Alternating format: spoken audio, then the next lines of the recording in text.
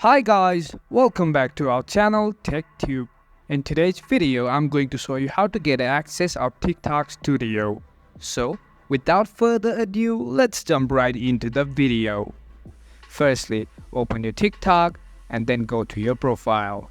From here, you'll find TikTok Studio underneath Edit Profile and Share Profile. Just click it.